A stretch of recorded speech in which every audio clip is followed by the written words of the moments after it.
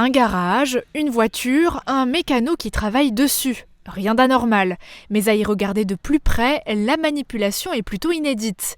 Jérôme prépare ce véhicule pour y installer ensuite un test d'alcoolémie sur le démarreur. Donc on a la centrale qui va gérer toutes les informations et le combiné que l'utilisateur pourra lire les informations et donc souffler dans l'appareil.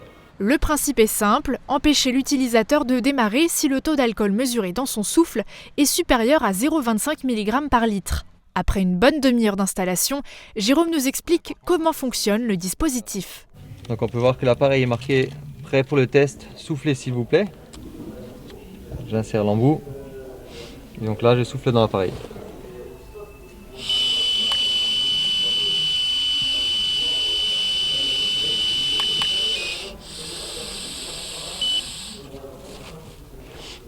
Donc il y a eu deux étapes. La première étape où j'ai dû souffler.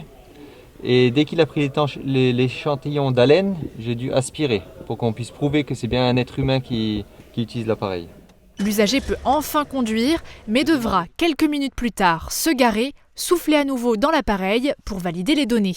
Le dispositif est légal depuis 2019, mais existait déjà sur les autocars. En cas de récidive de moins de 5 ans, il peut être imposé par le préfet ou sur décision judiciaire, et ce, en plus de l'annulation du permis de conduire. Aux yeux de la justice, l'éthylotest anti-démarrage, aussi contraignant soit-il, permet de retrouver plus rapidement son véhicule.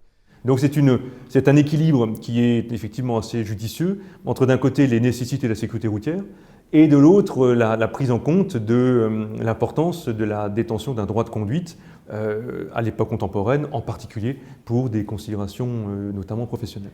Ce type de sanction est assez récent et dans ce garage, la montée en charge a été progressive. Donc 2019, on a fait 3-4 personnes. 2020, on est quasiment entre 15 et 20 personnes.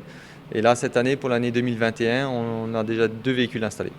Côté prix, le boîtier est en location à 120 € par mois. L'installation et la désinstallation entre 500 et 600 €. Une belle somme. De quoi dissuader les récidivistes si l'utilisation de l'éthylotest ne l'a pas déjà fait.